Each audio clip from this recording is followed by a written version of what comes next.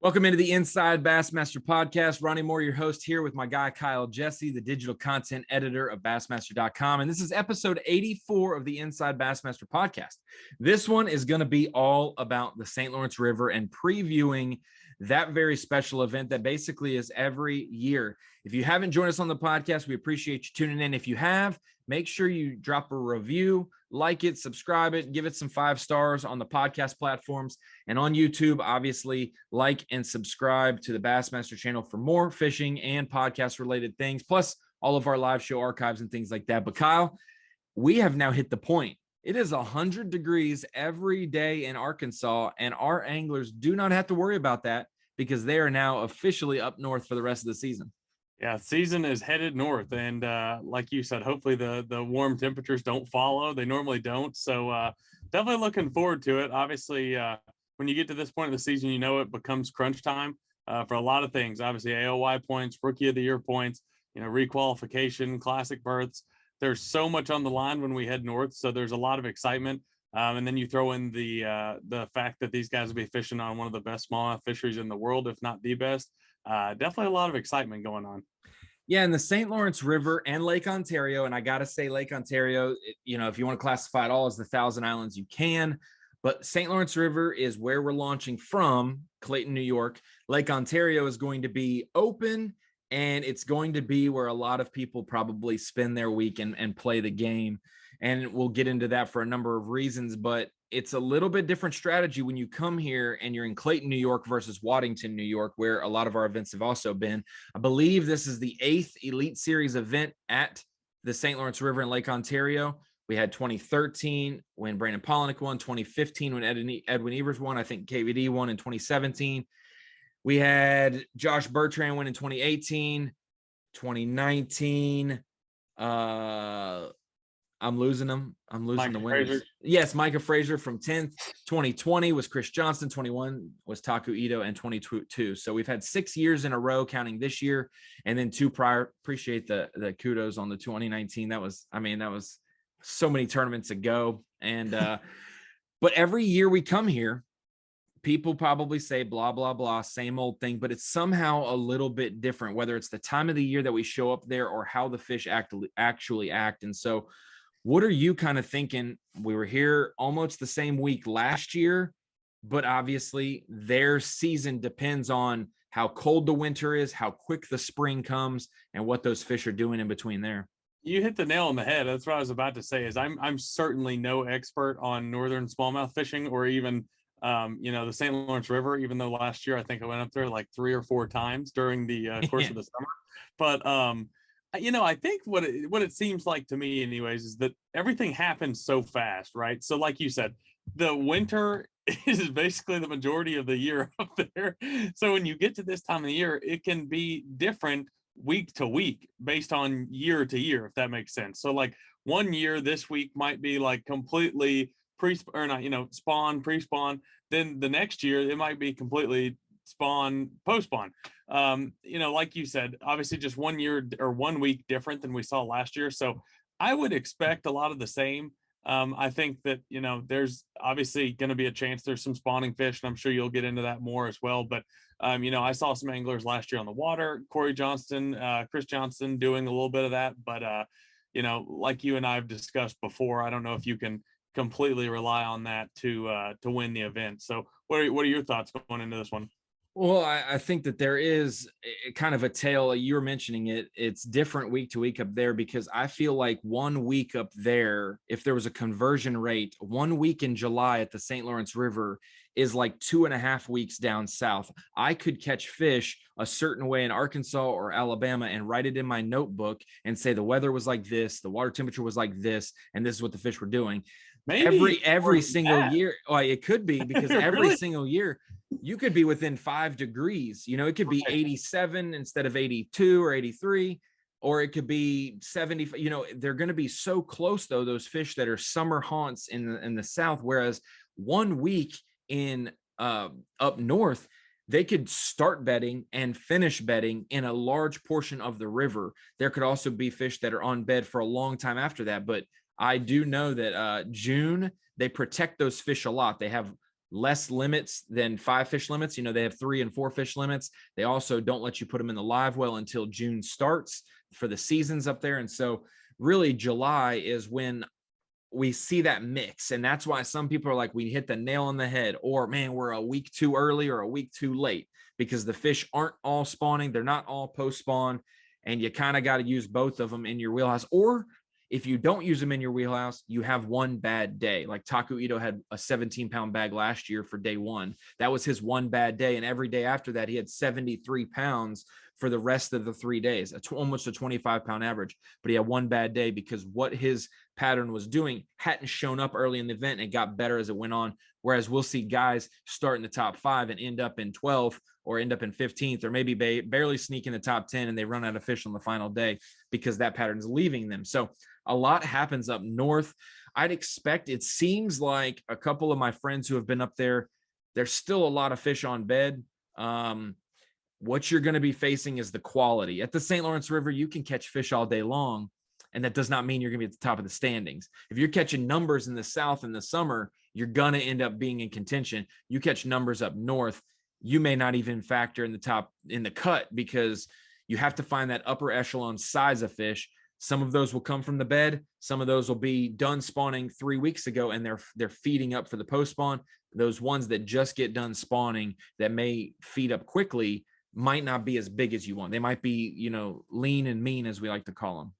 Right now, and here's something I wanted to get into. You probably saw me smiling because I thought about 2020, or when Brock Mosley was catching largemouth and ended up finishing second in the event. And it seems like last year, at least from my recollection, that didn't play almost at all for really almost anybody. It seemed like, I don't know if it's a matter of, almost nobody doing it or what the case was, but do you think there's a possibility that we'll see somebody be able to do that again? Because there's definitely been that in the past, obviously not to win, but it seemed like last year, at least the best I can remember, maybe you saw some guys on camera that I'm not thinking of, but it seemed like largemouth didn't really factor for anybody. Well, and I think that I know some guys have had to audible and change up their game plan for it. I know Brandon Card is notorious for catching largemouth every time we come to the St. Lawrence River. I think it's interesting that the one year that they factored was the year that we were the closest. We were out of Clayton. 2020, we were out of Clayton, and largemouth showed up there. I think also Brad Watley made the final day, but he was going so far into the lake that he couldn't on the final day, and he had to fish largemouth as well. I think we had Chad Morgan-Taylor go and fish some largemouth on the final day there too. So largemouth, I feel like, will factor enough to keep you happy. But I don't think you can win off largemouth. Largemouth there has gotten the size has definitely grown and been, a factor lately, the last few years. But with the lake in play, Lake Ontario being in play, that opens, and Canada. That's the thing. I think, Kyle, this is the first time other than 2013 that we've had the lake available, the river available, New York and Canada both available. Like last year, we had the lake available, but Canada was off limits for the river and the lake. Prior years, we've had no lake, but Canada and New York in the river. This year, we get the everything, which is probably the best, because this is like eight years that we've fished this place. There's not really many secrets. So now it's good that we have more unexplored water for these guys to fish. And maybe we'll see something different. Hopefully they don't go too far into Canada, because they'll disappear. They'll be pinging in Zimbabwe or something, because the no service over there with, I think Bell is their provider. But I think that's the thing. Largemouth could play. You'll have a lot more time to fish for them if you out of Clayton. You don't have to make a longer run just to fish for largemouth. So you have more time to do it. But really, we wrote off KJ Queen day one last year. No offense to KJ, but we had the top 3 in angler of the year and the top 3 in rookie of the year on camera day one. That was the best way we could solidify those races. And KJ struggled in the morning with smallmouth and went and caught a largemouth. It was a good one, like a 5-pounder. But as soon as we saw him put his trolling motor down and you could cast to the bank from where he was, ain't a shot you're going to factor the St. Lawrence if you have to do that. And that's not your initial game plan. So we will see if Brock Mosley or somebody can do some magic like that. There's plenty of water out there to do so. That might be the deal, because I think there's a big boat and a yacht run. There's going to be you're going to love this for your back and you're staying stable, taking photos. I think there's a huge poker run or a big yacht run up and down the river those days. So maybe the shallow water might be the protected ones in the bays compared to the main drag. I don't know. I think of the like I said, 3 or 4 times that I went up there last year, that's the most surprising thing of anything about that place is, one, you know, seeing Ontario for the first time is just like breathtaking. But then two is just the amount of just boat traffic up and down the river. I mean, it never stops, and they're all giant boats. So there's you don't, I mean, at least me, I didn't normally think of it as, you know, being a big time party boat central, but there are pleasure boaters everywhere up there. So a poker run doesn't sound like a whole lot of fun, but at the same point, it seemed like last year during the college championship, there had to have been a poker run or something going on. 3. There were so many boats. It was obnoxious how many boats on the water. You've never prayed for hurricane force winds ever to keep those people off of there. Like then you do that. But then I'd end up in Ontario in the same hurricane winds. Yeah, sure. Exactly. You wouldn't be able to see the angler every other wave because you're below them. So that's the crazy thing. I don't know why we're surprised anymore. I remember every year going to Waddington and we're like, where do these people come from? But then now we're like, you know, like now you see as many boats out on the water and you're like, I know where these people come from. They show up at the weigh-in later, but in the morning they're on their boat. No, it's a great place to go. And I'm interested to see. One thing I did not see last year, Ogdensburg did not show up. You know, it seemed like you were catching them in Waddington or you were catching them near the lake at the mouth. But that mid stretch of the river that has won elite events in the past and has plenty of top 10s to its name, you know, it just wasn't there. I think we've seen Micah Frazier and Scott Canterbury have fun together out there in that region. And then we've seen Shane LaHue and Chris Johnston in past years around that region. There's a lot of people who have done well, and we just have not seen that factor, you know, in the last year or two. I don't think, not to the magnitude I think it should. So maybe if a lot of people focus the lake or around Clayton and, you know, all those areas there, maybe some of those other pressured areas that used to be pressured, you take a right out of Clayton, maybe you can get some fish to yourself. I think Mike Huff was even in that region, just to name a couple guys who have had some success there in the past. So it'll be something to watch for sure. This time of the year, we say it every year, maybe 100 pounds. If they did it, I would be so shocked because this time of the year, it's so difficult with immediate post-spawn smallmouth to get 25 pounds worth a day. You're going to have to bust a 30-pound bag and have your worst be 20, fill in with 2 25-pound bags, and you're good to go. And you're still going to be needing a late call on the final day to get it done. So that's the only way to get to 100 for me. I think it's still going to be over 20 a day. It's going to be probably around that 90 to 95-pound region. And I've got some faith with a couple extra fish on spawn. Maybe we get a little higher 2-day weight at the beginning of the event, and it maybe tails off at the end of the event. So I'd expect to be over 50 for 2 days, but not on pace for 100 after 3 days, if that makes sense. Yeah, absolutely. And, you know, if it seemed like last year was such an eye opener, at least for me, because the open that was there in September was well on track to be 100 pounds for Corey. Oh my gosh. Yeah. Even some of the guys that were in the top 10 would have had a really legitimate chance at doing it. So like you said, it just kind of seems like an in-between time where, you know, obviously the fishing is fantastic. It's not like you can look at it this time of the year and be like, well, it really sucked. Like it wasn't any good, but just to catch those consistently really big bags, definitely seems like a little more of a struggle as we're in the fall. You know, obviously a lot of those fish are so heavy from feeding up. You know, 25 a day was really not even, you know, that hard for some of those guys to catch. And then, you know, like I said, who knows on that final day, if there was a day 4, yeah, you know, some of those guys could have had 25, 26, 27 pounds and, you know, and made it to 100, even though they weren't on pace to. So, yeah. What did we have that final day? I think we had 3 bags over 27 on the final day. Right, or something. Right. I think Adam Nye was one of those, and then Corey was one of them, and there was somebody else who had 27. It was absolutely nuts, and that's something that I don't know. You know, a lot of places. You know, I know that coastal places, just to say like a Winyah Bay or somewhere, they don't need us for an elite event in the summer to promote that region because they have the beaches. They have people coming to their areas that time of the year. the St. Lawrence doesn't need us there in June because when it's open season, it's gung ho. I mean, I got people who've never fished for smallmouth driving up there just to catch some smallmouth because they're the dumbest fish in the world. Much respect to smallmouth, but intellect gets a little better throughout the year, but early in the year, they hadn't seen many baits. So I don't know if it's a Bassmaster call or if it's a Chamber of Commerce call on having it in July or August. But even when we've ended the season at the St. Lawrence, it hasn't been into September. If we had an elite event to end the season in September, like we had the Open, we would smash 100%. And I think that would be also another source of promotion to come to the Northeast late, that last month or two before ice on starts for some of those places like Minnesota. It gets wild in some of those places because those fish know, hey, I've been floating around in this clear blue water for too long. It's about to get real solid up top. I need a feed. And so we saw some crazy weights in the Open there. We saw that was the first event where the border was open, I think, of any tournament at the St. Lawrence since 2020 started. So that's something to think about as well. Maybe we could push one later in the year when we do that. But I'm really excited to see how many people go to Lake Ontario. We always see some of the islands factor. We've seen some long runs to the actual New York side of Ontario. We see some of the bays close by. We saw in the Open some of the bays in Canada play. Well, we didn't see that because we couldn't see jack squat with coverage up there in the middle of nowhere. Maybe we will this year. Yeah, you did. I saw it. You got the front row seat. So with all that being said, it's going to be a great event. It's a weird break.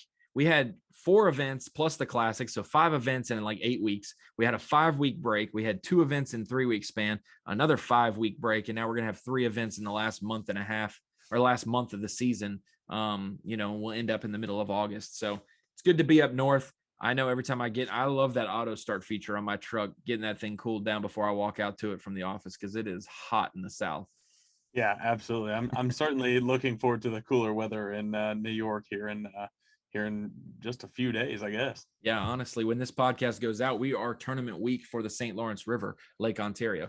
Kyle, let's jump into Rapala Bassmaster Fantasy Fishing and Drain the Lake because I'm actually excited to broach this conversation this time. I am well into the green for Rapala Bassmaster Fantasy Fishing, sitting at 90.4%.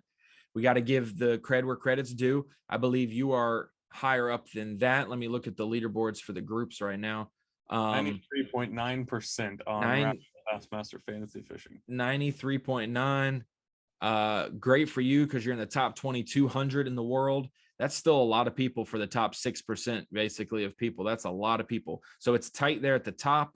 Within our Bassmaster, employee group, you're sitting 4th, right behind Tommy Sanders, Jim Sexton, and Mike Sukon.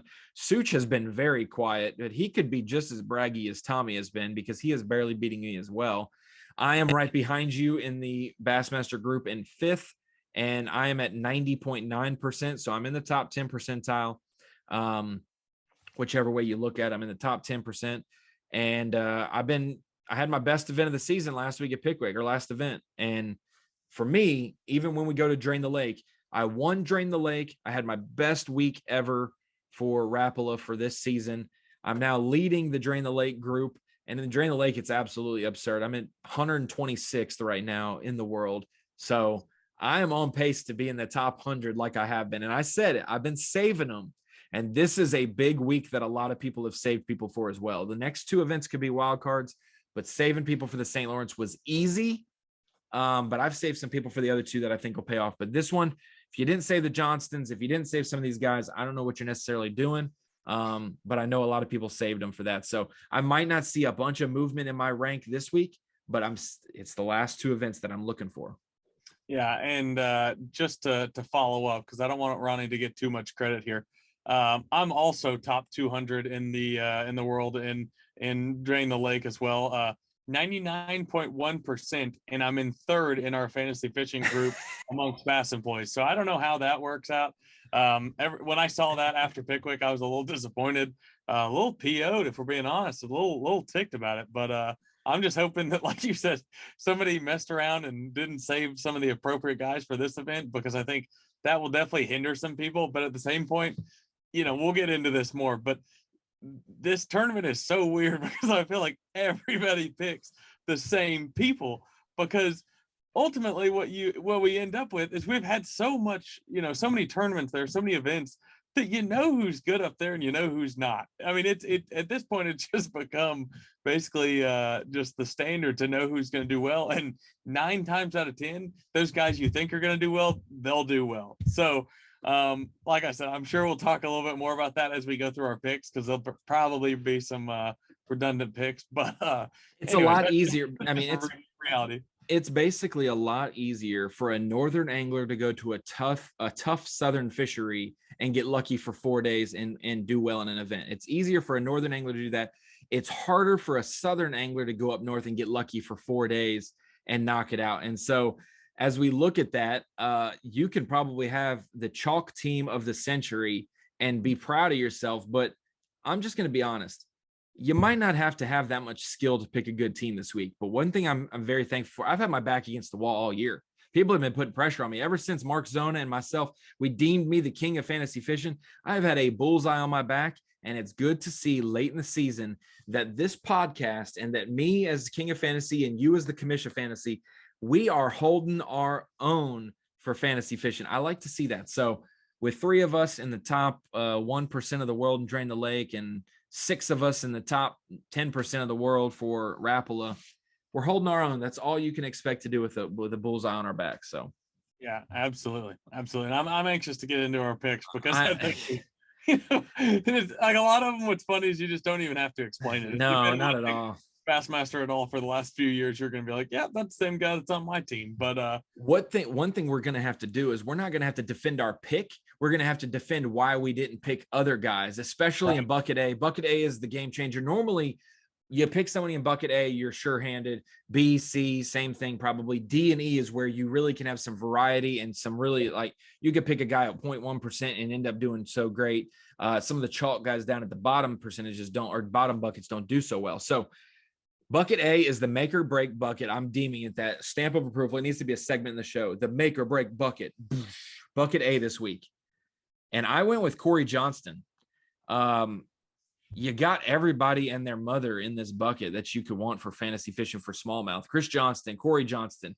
You even got Brandon Lester, David Mullins, Brandon Polnick, Clifford Perch, Patrick Walter. I don't know. Patrick sucked at the St. Lawrence last year, I'll be honest. Chris Zaldane. Did well. A lot of people. Did well at the Open. He did do well at the Open. And then you even have Scott Canterbury, who was leading and doing so well at a certain point in 2019. You've even got John Cox, who has done well.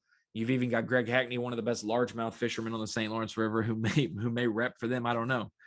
So I picked Corey Johnston, and it's because specifically I can get away with picking a Johnston brother for less than 20%. Give him to me.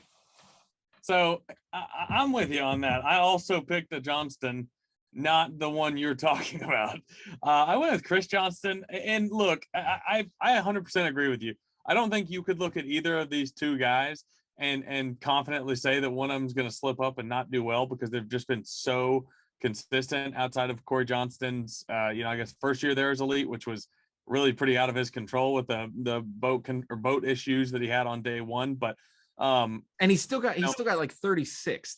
We'll say there's only 75 people, 36th, and he missed the cut by 1 spot. Like, he was right there, but you're thinking, it's not like it's 50 and he got 57th, like out of 100. Right. Like, he got 36 out of 75. So I don't know. It's one of those things, because I've picked against Chris Johnston almost every time. This has almost become a lesson learned thing for me with the St. Lawrence River, because I've made some mistakes in not picking guys in the past. Chris Johnson is probably the most notable, because I've went against Chris and picked Corey almost every time that option has been available. I'm not doing it this time. I'm okay with the super high percentage, because they're both pretty high. I just don't want to look back and think Chris Johnston did it again and I wasn't on the train. I don't want to be like you with Lee Livesey at Fork. Let's just put it how it is. That's how I don't want to be. He was on my Drain the Lake, okay? But yeah, I'm going Chris Johnston in bucket A. I think it's hard to deny the success he's had. He's never finished outside of 5th place. I'll take those numbers. I think the most shocking thing, and I guess the only person who's allowed to even do this, if you're in the same bucket with the Johnstons, and they're both there. They should be the top 2 picked person in the bucket. And the fact that Brandon Polinick is almost 10% higher than Corey Johnston, he's about the only guy in the field that you're allowed to do that with and disrespect the Johnston. So I feel like Corey learned a lot at the Open last fall. Maybe correlates, maybe doesn't. But I also feel like he knew a lot of other Canadians that were in that event. You can't get info, but when you're fishing in the event, you can notice things around you. And I feel like even though he won the event, he noticed where other people were. And I feel like that is an added bonus to be able to explore some areas this year. We got to think these guys have never been to Canada on, like, you think how many times they fish a Canadian Open here or something, a Canadian event or whatever, and they don't ever go into New York. Whereas they've been, trapped in New York, all these events. And he got to go to Canada a little bit for the Open, wins the event. I feel like that could be one main reason why I'm also going to stick with him there. So that's my bucket A pick. You pick Chris, I pick Corey. I'll probably lose that battle, but it's whatever. Give me your bucket B pick, because I feel like we're gonna probably match here, but I hate that we're gonna match maybe. Yeah, well, I assume you're going with Taku E2. I am as well. If you are, I assume that's what you're doing as well. So same thing here. It's a little bit of lesson learned, because last year, here's the deal.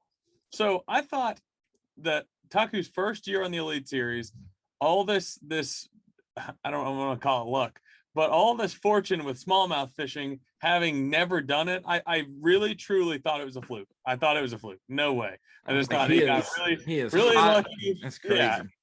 I couldn't believe it, because it seems like such a foreign thing that you take, a lot of Southern anglers that are absolutely dominant on Southern fisheries and, fantastic fishermen really doing whatever, but then you put them on a smallmouth fishery and they don't have success. To see Taku do what he's done, right off the jump, fishing for smallmouth, having never fished for him, I thought it was a fluke. So last year I didn't go with him, and I felt like a real idiot for not picking him. And then obviously this year I'm not making that mistake. I'm riding the train with the 41% of players, and going with Taku E2. I had to go with Taku as well with 41%. Because it was a perfect storm. Other than Jeff Gustafson, 0 other people are highly favored in that bucket. And Taku, because the power of forward-facing sonar and the live scopes of the world, and Johnson Outdoors just released a brand new goodie, a toy to help you spot lock, but also be able to look around at fish on forward-facing sonar. The fact that those things are now out, and I know Taku has about 96 live scopes on his boat to be able to look around and see every single fish in the lake. I feel like when you get him out in the lake, I feel like that's dangerous. The lake is much different than the river when it comes to live scoping fish. You can see fish on live scope and current, hard to stay on them and see them.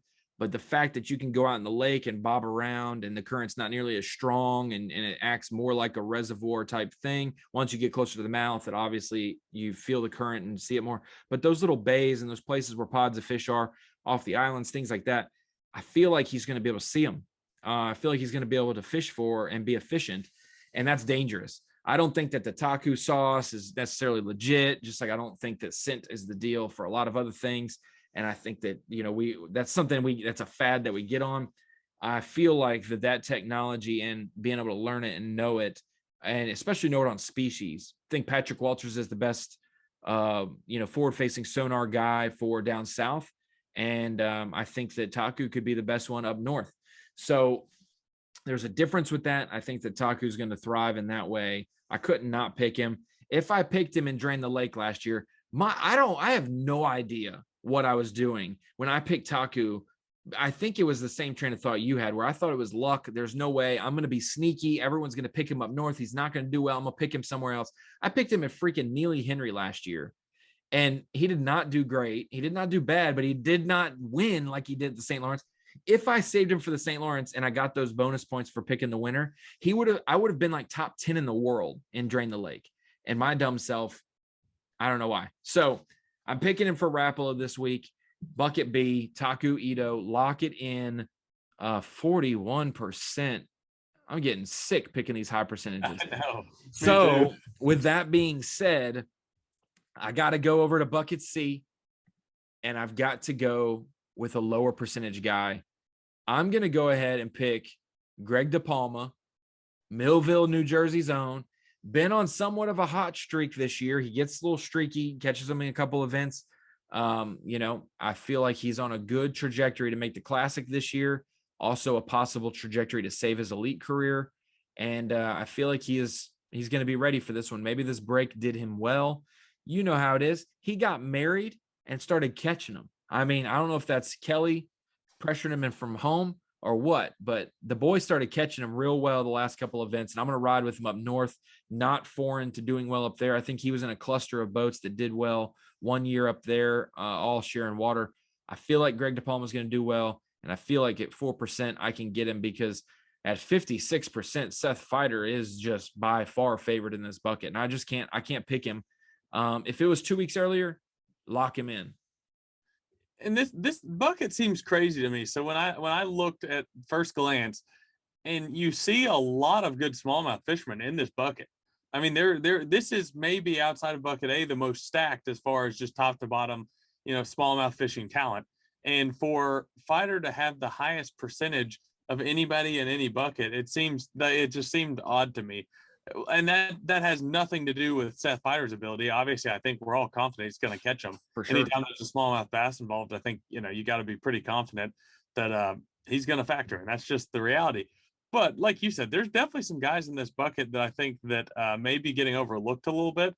It's crazy to me that at 7.6%, that's the second highest percentage in the bucket at Clark Wendell, and that's who I'm going with. So you look back to 2020, the final day of that event, obviously also out of Clayton, heading to the lake. A lot of guys didn't want to go out to the lake, including even Corey Johnston, some guys that are really familiar with doing that. Clark Wendell didn't back down. Clark said, "Let me eat those waves. I want a wave sandwich." An absolute animal, and especially fishing for smallmouth in general. So I'm going with Clark. As far as the location where we're taking out of, I think that he's going to be really effective out on the lake. I'm not even entirely sure. I don't remember if he ran to the lake last year. He did. He ran to the lake last year, I believe. I want to say made a top 10 last year as well. Maybe did not. I could be wrong. I'll double check that momentarily, but I want to say at least did well because I think I remember seeing him out on the lake. I can see it right now.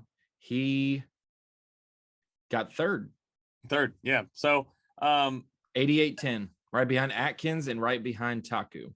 That just seems crazy. Obviously, 2 top 10s on this body of water, and he's not even picked, but 7.6. A third and an eighth. You also in that bucket have Micah Frazier, past winner here. You have Chad Pipkins. You have Caleb Summerall, who got a top 10 last year, I believe. Josh Douglas, Greg DePalma. Even Bob Downey had a great year last year, I think, at this event. And then you got Shane LeHue, caught him this time of the year, in an event. Bill Lowen's one of the best shallow smallmouth anglers. Right. And Josh Strassner didn't do too shabby last year either to win Rookie of the Year coming from so far back, So it's definitely an oddly stacked bucket because if you are not making fun of any of our fantasy fishing fans, or I am, and they don't pick up on it, but we don't have flashy names for smallmouth anglers in that bucket. So if you don't know your anglers, it's easy to just think the Fighter's the only one there. So I'll leave it at that. If you don't know your stuff, you probably went with Fighter. You probably got pressured because you saw the percentage jumped up real high. They probably picked him the week after Pickwick. Everybody picked Fighter, and you forget about it. But I also know this is a time of the year that Fighter will factor.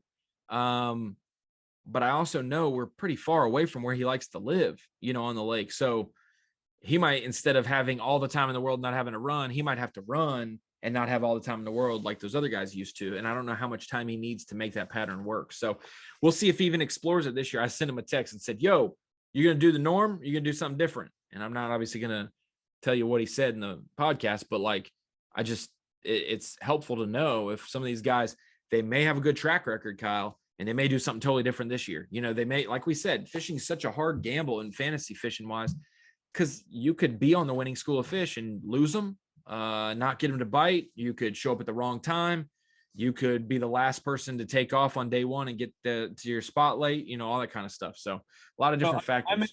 I may be misunderstanding this, but the way I hear it, you're saying you're getting insider information on your picks, because I think that's I will say that's unfair to the majority of players. I will say the text has not been responded to yet. So I was saying I would not tell you on the podcast because I wouldn't if he said it, but he has not responded to my text yet. So no information when I locked in my picks. And remember, I don't change. When I lock them in, I stay locked in. So I just was curious when I saw that. I was like, did he post that he was going to do his normal pattern? That's why he's 56% or what? But yeah. Right. But hey guys, I'm going to the St. Lawrence. I'll see you up shallow. Maybe everybody else has insider information we don't. Yeah, exactly. But anyways, we'll jump over to bucket D. Bucket D is another one of those buckets, to me at least. I feel like you could, go with a lower percentage guy. Obviously, Austin Felix eating up a lot of percentage. Brian Schmidt eating up a lot of percentage. I'm going rookie in bucket D with Jonathan Kelly. It looks like Ronnie might also be doing the same thing based on what I just saw. I'll co-sign that pick. But here's my thing. This is kind of the way I view it, right? So you've had a handful of these rookies have up and down results throughout the year. I think you can literally point at Jonathan Kelly specifically, Alex Redwine, even Jay Shakira a little bit, and almost the way they kind of have to view this is it's a 2-0 count and they got a fastball down the middle, because these guys are smallmouth hammers. They're all super young. Maybe not the experience of the Clark Wendlets and the guys that spent a lot of years on the St. Lawrence River, but you're talking about a guy that's an excellent smallmouth fisherman. Obviously finished in the top 10 last year out of Clayton in the Northern Open. And his finish there was low in the top 10 because he busted his prop, and it took him 3 hours to be able to find a place to even get out and to switch it and to do all these things. So he was spent half of his final day running on Bass Live. Right. And you look at his season overall, and this is kind of, what I'm basing it off of as well. His open season, that Northern Open season last year was so heavy on smallmouth, obviously with Oneida and St. Lawrence River, and had, I want to say a finish in the 30s on Oneida, and then obviously a top 10 at St. Lawrence. We know that he's a good smallmouth fisherman at 3.6%. No, 3.8%. Yes, 3.8. That's because I picked him today, so it bumped him up 0.2%. That's a pick I love. I'm actually really confident about that, and I think that's a place you can make up some ground is in bucket D. Yeah, and I think that sorry, I'm watching this guy walk down my street for some reason. It doesn't look like he's a local. I think for Jonathan Kelly, we talked him here in practice. Yeah, he has not been here in practice, putting in the time. I can tell you that. And just showing up on tournament day like that. Can you believe it? We talked to Jonathan Kelly about that in the episode 82 of the podcast. If you guys remember, we did a sit down interview with him. I talked about a couple of the events, the Northern Swing coming up, things like that. I picked Jonathan Kelly for the same reasons you did. I really think that we've seen a rookie get in the top 20 every single event this season. And many different ones. We've seen Jacob Fouts have his time on the Tennessee River. We saw Cody Huff shine last time. We've seen Joseph Webster get in the top 20 before. Jay Shakira down in Florida in a couple times. And then you got Matty Wong popping up on camera more than any rookie, but just can't put 3 days in a row together. So it's very difficult to do well. But I think that this could be a great opportunity for Jonathan Kelly or Alex Redwine to do so. I think Jonathan still has a lot of his goals in play, maybe not rookie of the year, but still has a shot at the Classic. But he's got to make it work on day one. And that's the biggest thing I've seen a lot of these guys this year. I don't know if it's weather, because we've had crazy weather and crazy change-ups and different things thrown at these guys. It's hard to put 2 days back to back. So some of these guys are top 20 and then miss the cut. Some of these guys are 70th, slide into the cut and get better. It's hard to put these days together. And we saw that with Jonathan. He was jumped all the way up and was doing well at Chickamauga, and then misses the cut because he doesn't fill a limit and drops all the way back down in the AOI race. So I think that we'll keep an eye on Jonathan Kelly for bucket D. We match on 2 of our picks so far out of the 4, and we had kind of a relative flavor in bucket A. So we'll see if bucket E, we mentioned it. We've talked about it all year long. I've picked Mike Iaconelli at times. You've picked Justin Atkins at times. I've picked Justin Atkins at times. I think you've picked Mike Iaconelli at times.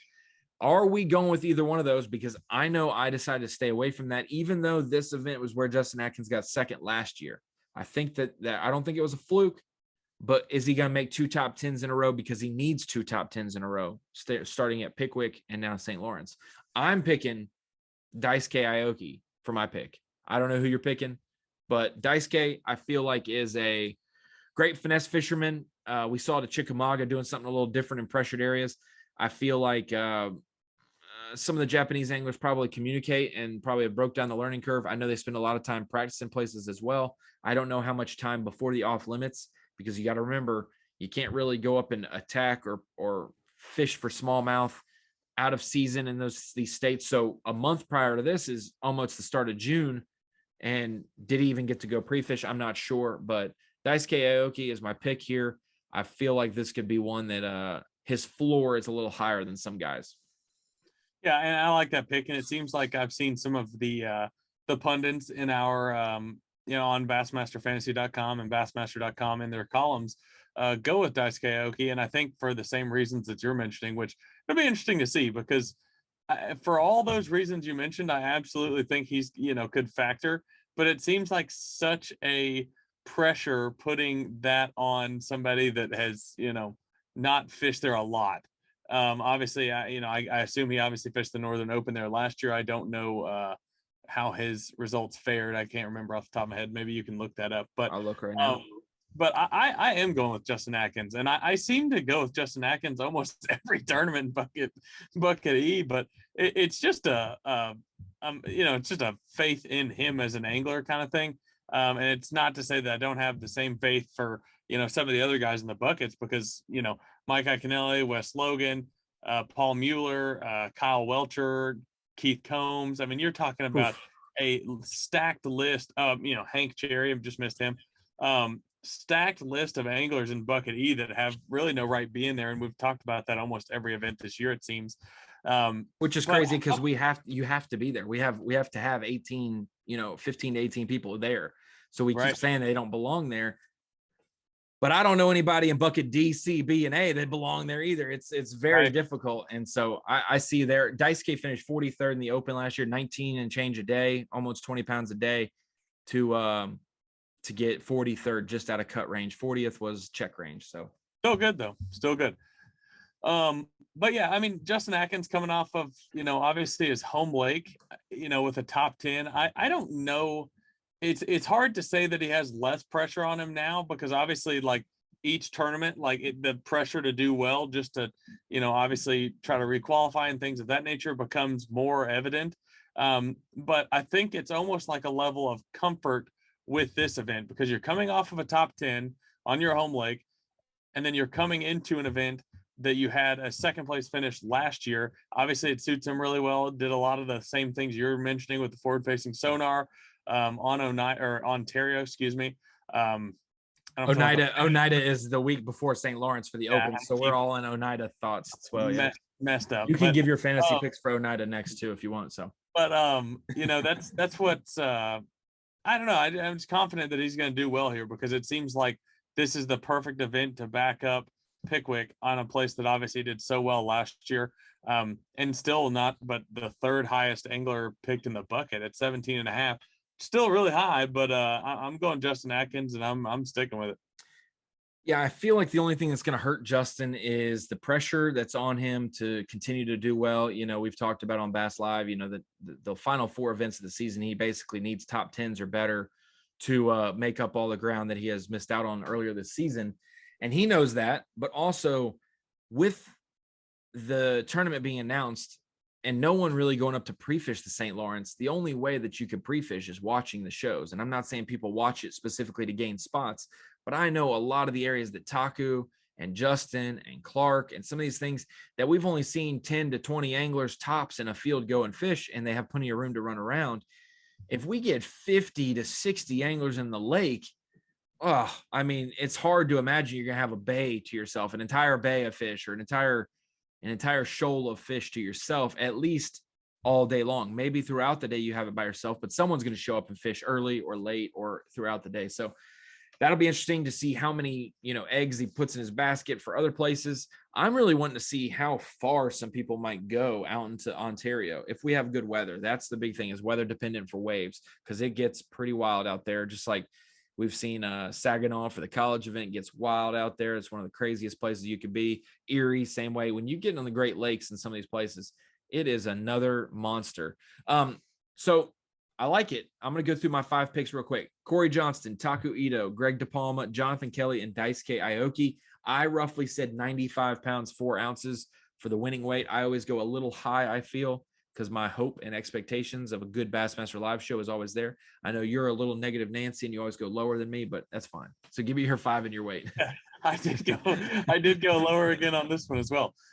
So I got Chris Johnson, Taku Ito, Clark Wendelet, Jonathan Kelly, and Justin Atkins. And right now I've got it about 92 pounds, 4 ounces. So not a whole lot less than you, but yeah, I'm still on that train of thought. If I just say it's going to take less than 100 pounds, eventually it's going to.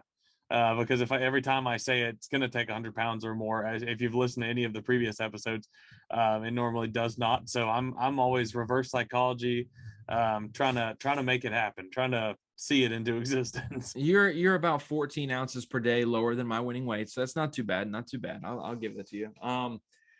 So now it's time to transition over to Drain the Lake, where our bread and butter, I'm gonna say, because we're in the top 10 percentile.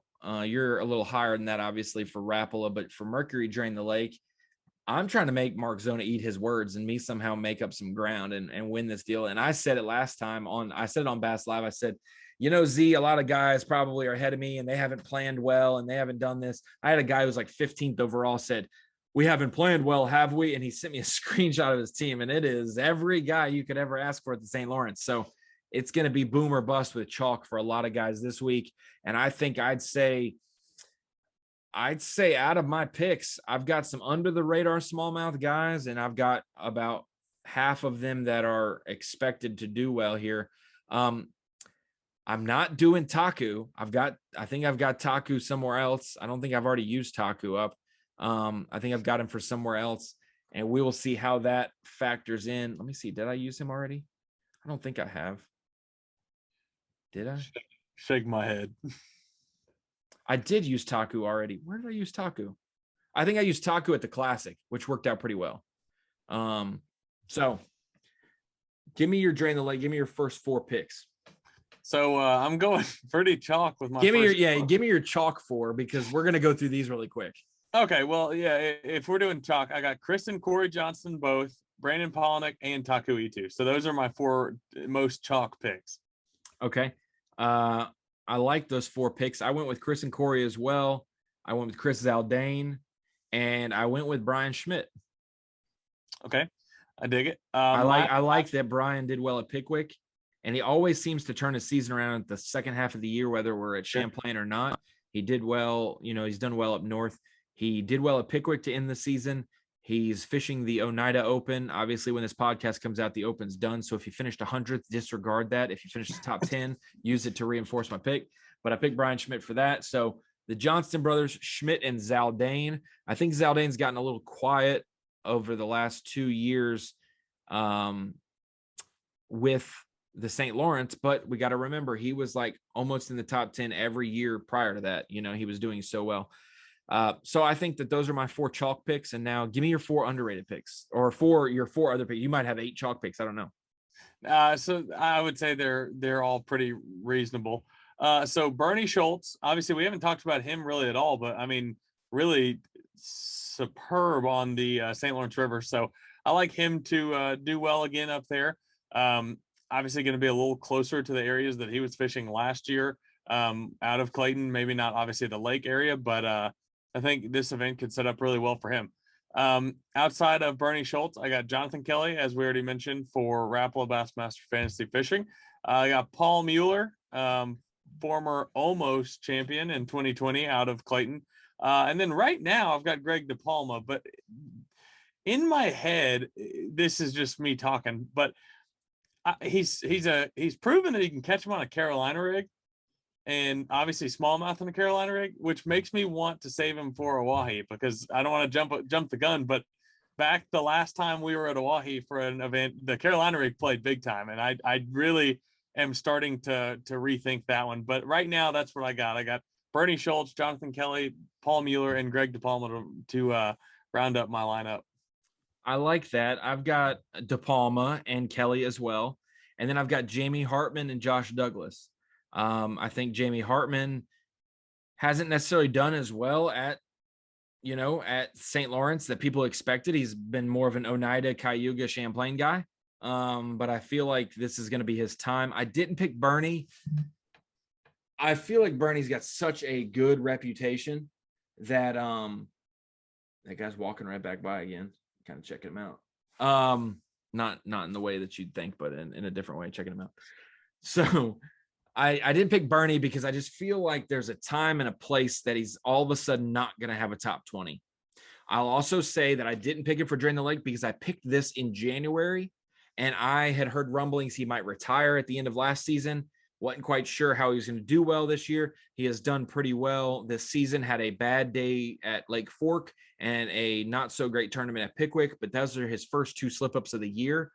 I'd expect him to probably do well, but I didn't think that early in the season that I'd pick him there. So I mentioned it.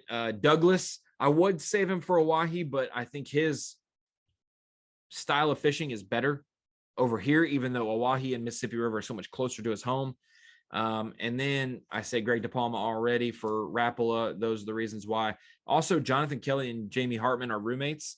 So if there's a little bit of young aspect helping an old guy or an old guy helping a young guy, I think that could be a good balance. So my 8 are the Johnston brothers, Zaldane, Schmidt, Jonathan Kelly, Jamie Hartman, Josh Douglas, and Greg DePalma. I have Chris Johnson, Corey Johnston, Bernie Schultz, Brandon Polnick, Taku Itu, Jonathan Kelly, Paul Mueller, and Greg DePalma. Can we talk about how DePalma is DePalma is 3% in Rapala and 35% in Drain the Lake, and then how Chris Johnston and Corey Johnston are 65 and 60% for Drain the Lake. oh my goodness. Oh man, we got some high percentage guys. But I'll live with it, No doubt. No question. Definitely looking forward to this event. I think that what's interesting and what I kind of look forward to is it seems like you're almost always going to have somebody jump up there that you didn't really expect, which happens really every tournament. Let's be honest. Most tournaments we have more of that happening than the St. Lawrence because it seems like it's so consistently the same guys that do well. But I expect there to be some fireworks per se this year with some guys that maybe we're not expecting as much. Well, I want to do this for you. I want to throw this little wrench off the cuff that you're not expecting me to do at all. But I want you to pull up the Angler of the Year race.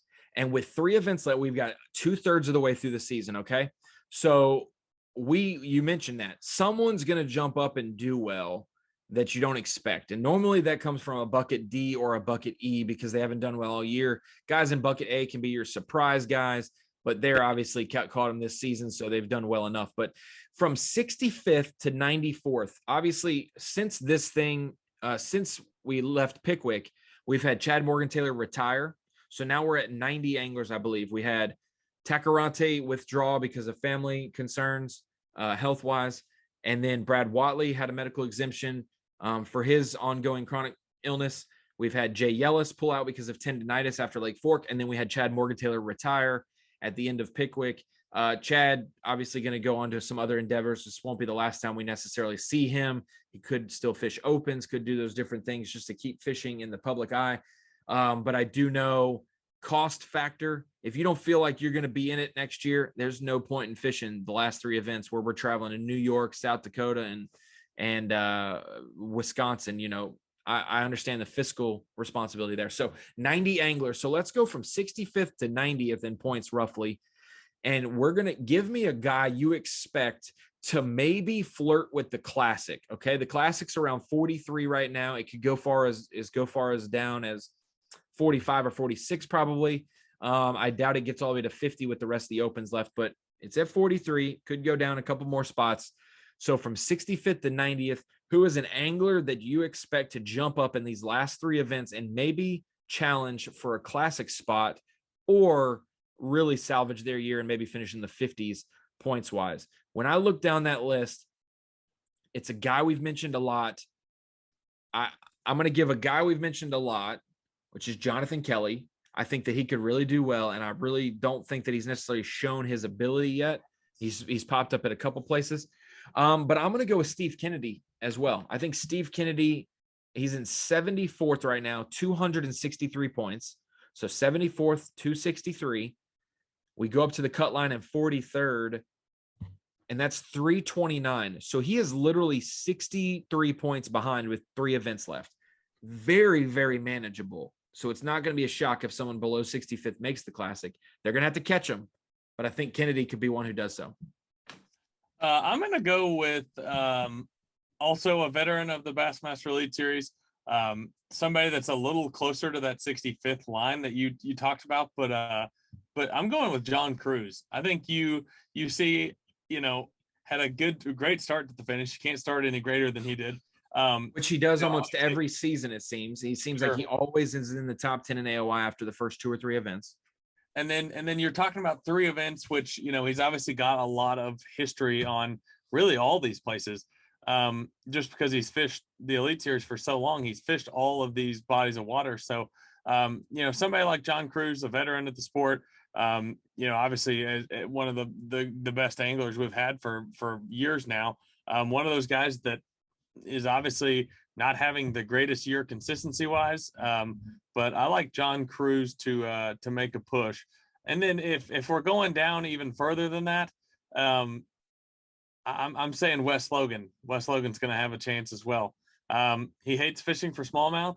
I think he's more than capable for doing it. But I will say that I think Mississippi River. Right, that's what I was going to say. I've been saving him for Drain the Lake for that exact thing, because I think that final tournament sets up so well for him that I think if he can just move his way up just a little bit, obviously over the next 2 smallmouth tournaments, that tournament, the last tournament of the year, will definitely put him in a good position to make that jump as well. I also like Justin Hamner right there. He's 72nd, right above my Kelly and Kennedy. I think that I'm not going to hate on guys like Ed Locker, but right below Wes Logan, it's a 14-point gap. 14 doesn't seem like a lot, but being 70 points away from the Classic and being 85, that's just a different deal, with only 90 anglers being able to make up points on guys. So that might be the line, the demarcation line right there. Like you got, if you're below 76, you're going to have to get 2 top 10s to maybe do it. I do like those picks that you said. I think that Wes, we always talk about it. Wes is not, I don't think he's in jeopardy at all for getting kicked out of the Elite Series. He won an event last year, had a great season.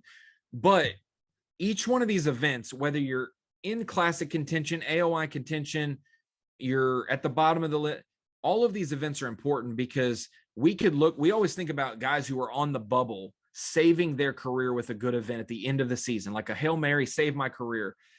You think about a guy like Wes Logan, who's maybe not in jeopardy after 2 seasons on the Elite Series of having that happen, but now it's year 3. He's getting more veteran. You want to stack as many points finishes as you can. If he does well at that Mississippi River event and jumps up enough, maybe misses the Classic, but is in that 50 to 60 range, and that's where he finishes AOI, it could be a career saver if that could be his worst AOI finish. You know what I'm saying? If you can jump up from the 70s, I always say it to the elites, the ability to last in the elites is not how many top 10 finishes you have, because everybody has the skill to do that.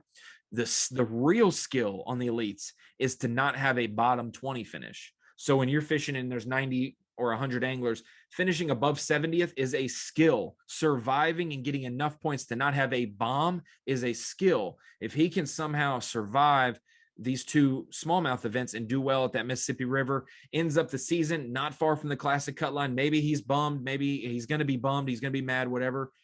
But at the end of his career, 10, 20 years from now, we'll be like, dude, that Mississippi River, that kept you off the bubble going into your 4th year, going into your 5th year, because you survived. So we'll keep an eye on some of that. But there's our fantasy fishing picks for the St. Lawrence River, Lake Ontario. We're super excited about that. Kyle, you have any last thoughts about people tuning in and stuff? We'll have 4 days of live, obviously, 2 days on Fox Sports 1 on the weekends, and you'll be out on the water covering it.